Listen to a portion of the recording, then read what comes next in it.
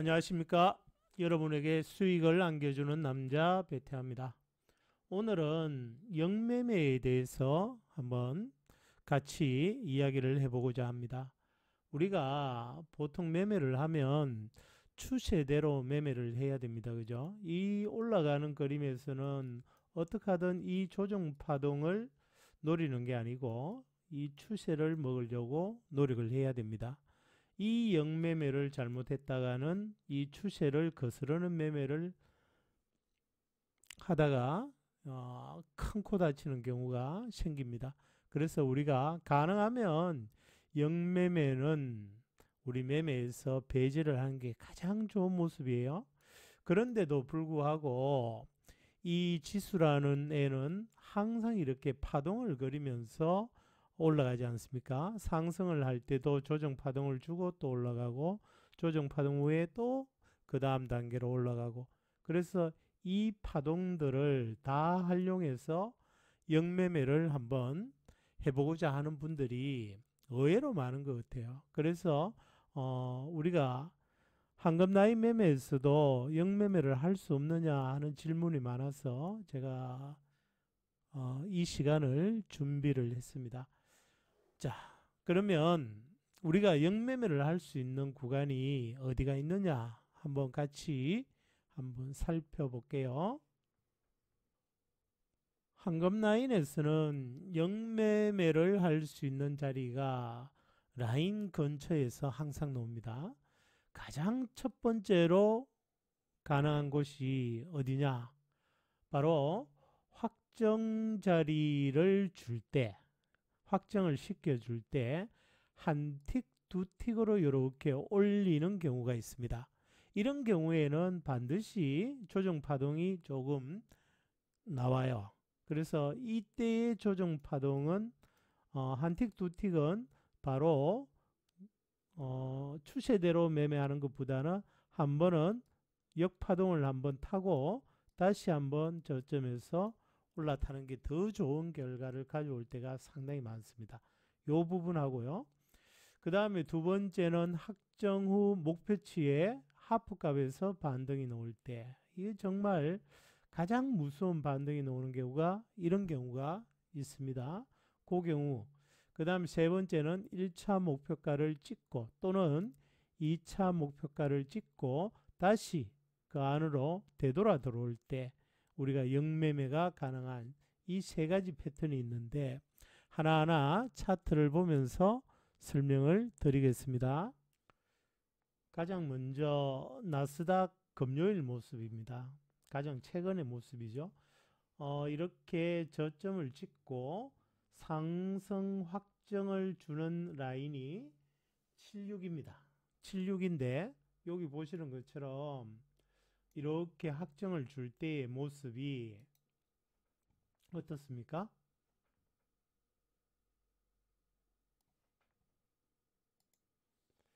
이렇게 확정을 줄 때 살짝 이렇게 요 라인을 돌파를 하죠. 그리고 나서 요 다음에 이렇게 무너질 때는 어김없이 이렇게 조정 파동이 나옵니다. 짧은 조정 파동 또는 길게는 이 손절 라인까지도 이렇게 조정 파동이 내려와요. 그래서 1차적으로 우리가 영매매가 가능한 첫 번째 구간은 이렇게 확정 자리를 올랐을 때 강한 양봉으로 올라서지 못하고 한두 틱만 살짝 올릴 때 그때는 한번 요 자리가 바로 손절 자리가 되면서 짧게 매도를 볼 수 있는 구간이 있습니다. 그래서 요 자리가 한번 가장 중요한 맥점이 되고요. 자, 두 번째는 이렇게 1차 목표를 찍고 이렇게 살짝 올렸다가 다시 안으로 이렇게 음봉을 주는 경우가 있어요. 또는 2차 목표를 찍고 음봉이 나오는 경우가 있습니다. 자, 이 차트에서는 2차 목표 자리를 한번 같이 공유를 해볼게요.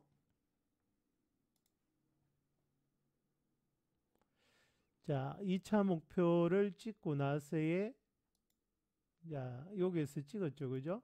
찍고 난 다음에 흐름을 한번 보겠습니다. 다시 2차를 살짝 올립니다. 올리고는 장대로 이렇게 무너졌을 때 다시 안쪽으로 되돌아왔죠.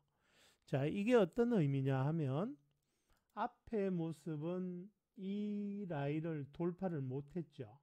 그죠? 돌파를 못했지 않습니까? 그런데 다시 이렇게 올라서지 않습니까?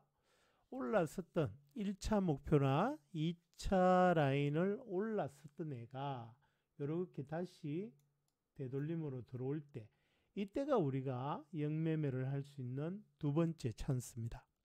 즉 이때는 손절 라인은 이유 없이 이 라인을 돌파하면 무조건 손절해야 돼요. 이 라인을 돌파하면 이유 없이 손절을 해야 됩니다. 영매매의 가장 큰 장점은 손절이 짧다는 겁니다. 손절은 짧고 익절의 목표치는 없어요. 익절의 목표치가 없다는 게 또 단점입니다. 그래서 그때는 이제 어떤 매매를 할 거냐, 본인이 보는 여러 가지 뷰가 있을 수 있습니다. 거기에 대해서 나름대로 나는 뭐 여기에서 짧게 목표를, 수익을 짧게라도 영매매는 조심해서 짧게 먹겠다, 가능하고요. 아니면 MIT를 걸고 진입가에서 본절에 MIT를 걸고 한번 끝까지 한번 따라가 보겠다, 가능하죠. 아니면 세 번째는 자꾸 트레일링 스탑으로 쫓아가면서 MIT를 걸어주는 방법이 있습니다. 자, 실제 차트로 한번 보겠습니다.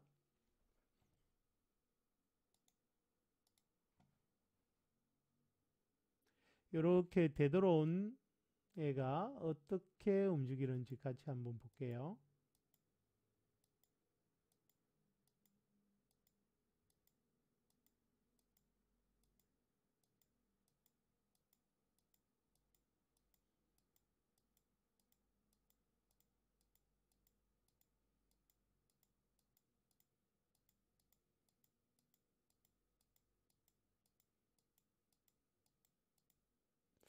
자, 이런 식으로 조정의 흐름이 나오는데, 제가 드리고 싶은 거는 이 이야기입니다. 우리가 여기에서 상세하게 설명을 드리기는 어렵지만 피보나치 수열 아시죠? 기본적인 교육은 뭐 다른 유튜브를 통해서 하든지 뭐 혼자서 충분히 공부할 수 있다고 생각을 합니다. 하나의 팁을 드리면 이 고점에서 이 상승 파동의 시작점까지 이렇게 피보나치 수열을 그리면, 우리가 피보나치 수열에서 가장 중요한 자리가 어디입니까? 요 라인과 요 라인이죠. 그죠?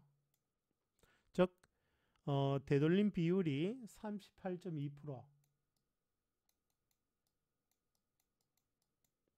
그 다음에 61.8%, 이 비율이 피보나치에서는 가장 중요한 수치지 않습니까? 물론 뭐 최근에는 요 50%짜리도 피보나치 수열에는 없습니다만은 50%도 많이 보고, 더 짧게는 23.6% 또는 78.6%, 이 라인도 보죠. 그죠?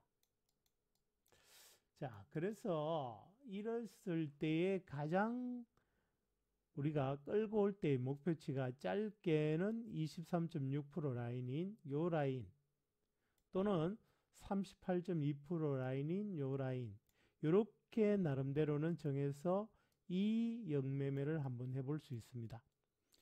자, 그런데 가능하면 영매매는 이 50% 라인 이상을 목표를 보는 것은 저는 바람직하지 않다고 생각합니다. 바람직하지 않다고 생각을 해요. 그래서 요 첫 번째 라인이나 두 번째 라인까지만 한번 짧은 파동으로 우리가 매도를 한번 노려보는 것도, 손절은 아주 짧으면서 요 라인이 돌파하면 무조건 손절해야 되니까, 그죠? 손절은 아주 짧고 익절은 그래도 손절 대비 몇 배는 이렇게 수익을 낼 수 있는 그런 구간이니까, 이런 부분에서만 우리가 영매매를 꼭 하는 걸 추천을 드릴게요. 다음 사례는 하프 값을 맞고 조정이 나오는 경우를 이제 설명을 한번 드려볼게요. 마찬가지로 1월 22일자 나스닥의 차트입니다. 이렇게 저점을 찍고 올라오는 애가 여기에서 상승 확정을 시켜줬죠. 그리고 1차 목표가가 14.50 여기까지 가겠다 이렇게 신호를 줬습니다. 그리고 이렇게 어느 정도 실갱이를 하다가 재차 이제 올라옵니다. 올라오는데 요 확정 라인과 1차 목표가의 중간값 하프값이죠. 하프값이 92.50인데 요 자리를 딱 맞고 돌파를 못하고 이렇게 조정이 들어옵니다. 제 매매에서 우리 황금라인 매매에서 가장 강력하면서도 무서운 조정이 나올 때가 요 하프값을 맞고 나오는 조정이 가장 무서운 조정이 많아요. 그래서 한 번씩 아주 이제 곤혹을 치르는 경우가 요 하프값을 맞고 내려오는 경우가 이제 강한 조정이 들어올 경우가 있다.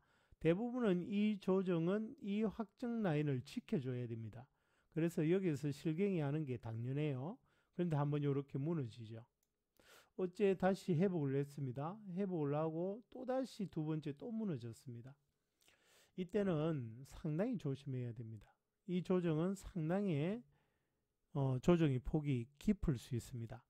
이때가 이제 우리가 역매매를 한번 고려할 수 있는 최적의 타이밍인데 하프값을 돌파 못한 애가 이렇게 확정 라인을 한번 그것도 또 두 번째 재차 이렇게 무너질 때는 아주 강력한 조정이 나올 가능성이 높다.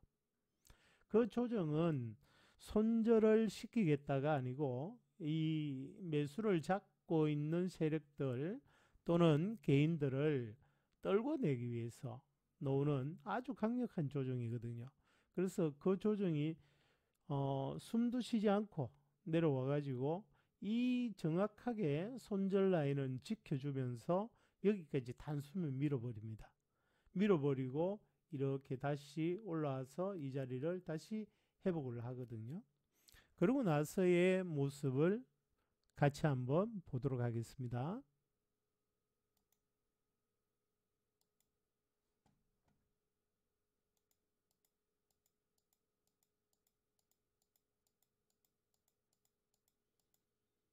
자, 다시 하프값에 왔죠. 그죠? 여기를 이제 돌파해 줘야 돼요. 여기를 돌파 못하면 또다시 조정이 나옵니다. 근데 다행스럽게도 이 자리를 넘어가죠. 그죠? 넘어가고 나서의 모습을 한번 지켜보겠습니다.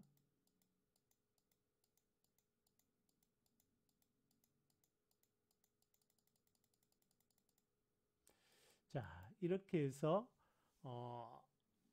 상당히 어려운 조정 파동을 한번 겪었지만 결국에는 목표를 찍습니다. 하지만 매매에서 이 자리에서 매수를 내 가지고 들고 있는 사람 입장에서는 정말 이건 천당과 지옥을 왔다 갔다 하는 그런 경험이 될 수 있습니다. 그랬을 때 우리가 하프값이라는 이 강력한 저항선, 이 저항선의 역할을 꼭 기억을 해줘야 되고 여기도 마찬가지입니다. 여기서 매도를 들어간다. 내가 손절은 요 라인이 다시 회복하면 손절하겠다. 그래서 역매매를 나는 여기서 한번 해보겠다. 과감하게 해보겠다 하시는 분들은 이때도 나름대로 짧은 MIT를 걸고 쫓아가 보는 방법 또는 어느 정도 매틱이라도 수익을 주면 챙기는 방법 여러 가지 방법이 있을 수 있습니다. 그런데 이제 여기도 피보나치 수열을 한번 접목을 해보면 여기가 저점이 되겠죠. 그죠? 이렇게 조정 파동이 왔을 때 우리가 1차적으로 요 라인에서 나는 그냥 짧게 정리하고 말겠다. 나는 50% 라인에서 정리하고 말겠다. 나는 68% 라인에서 정리하고 말겠다. 61%요. 61.8%. 예. 자, 이런 식으로 자기 나름대로의 규칙을 정해서 끌고 오더라도 정리 포인트를 나름대로 잡아가는 게 좋습니다. 그래서 이 하프값의 강력한 저항, 이게 우리한테는 똑같은 자리에서 상승을 봐야 되지만 다시 한번 매도에 역매매를 할 수 있는 기회도 줍니다. 그러면 무던히 여기서 한계를 잡고 손절이 되든 익절이 되든 견디는 매매도 있을 수 있죠. 그죠? 두 번째는 어떻습니까? 여기에서 잡아서 이 하프값을 막고 처음에는 견딜 수 있습니다. 하지만 두 번째 이렇게 무너질 때는 약 손실로 손절이 되겠죠. 그리고 나서 역매매를 한번 할 수 있습니다. 그리고는 요 구간에서 손실을 만회할 수 있겠죠. 또는 좀 더 끌고 오면 여기까지, 더 많이 끌고 오면 여기까지, 이렇게 해서 그 손절을 만회하는 역매매를 한번 하고, 또다시 우리가 강력하게 매수를 할 수 있는 구간은 바로 이 손절 라인이죠. 그죠? 이 손절 라인에서는 무너지면 바로 손절을 할 수 있으니까 여기서 다시 한번 재매수가 들어갈 수 있고요. 나는 이 자리에서 받는 거는 무섭다 하면 어떻습니까? 다시 이 자리가 돌파될 때가 또 하나의 매수의 가장 중요한 포인트다 그랬죠. 나는 여기도 무서워요. 그러면 그 다음에 포인트는 여기가 되죠. 우리가 불타게 할 수 있는 구간. 하프 값을 넘어가는 걸 확인하고 요 구간이라도 내가 수익을 챙기겠다. 이렇게 되지 않습니까? 자, 이렇게 이 같은 자리에서도 역매매와 순매매를 이어갈 수 있는데, 자, 1차 목표가를 찍고 그 다음 흐름을 같이 한번 보겠습니다.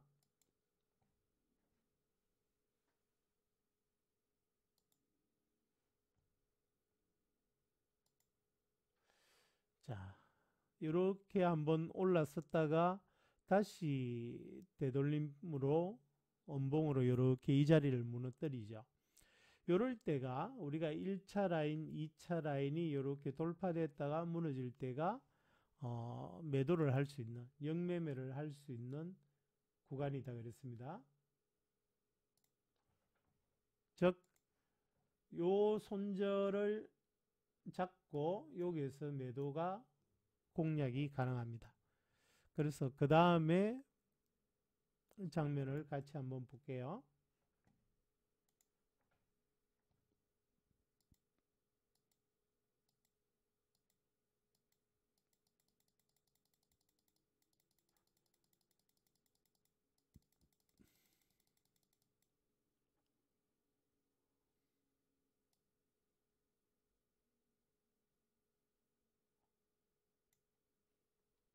자, 이게 그 다음에 이제 조정의 흐름입니다. 마찬가지겠죠, 그죠? 이 피보나치 수열을 이용하든지 아니면 적당하게 본인이 이 하프 값에서 정리를 하든지 아니면 이 확정 라인까지 왔을 때 정리를 하든지, 이렇게 역매매는 많은 욕심을 내기보다는 이 파동을, 올라가는 파동, 내려가는 파동을 최대한 활용을 해보겠다는 하는 매매거든요. 그렇기 때문에 역매매를 할 때 가장 중요한 점은 절대 이 손절의 폭을 크게 가져가서는 안 된다 하는 걸 꼭 명심하시고, 이런 자리에서만 역매매를 할 때 작은 수익이라도 감사히 여기고 챙기는 그런 매매가 필요해 보입니다.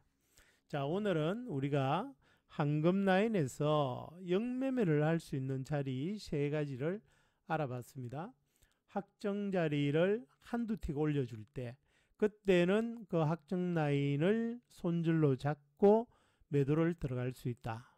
두 번째는 하프 값을 막고 강력한 저항이 나올 때, 그 조정이 나올 때는 역매매를 할 만큼 상당히 무서운 조정이 나올 때가 들어있다.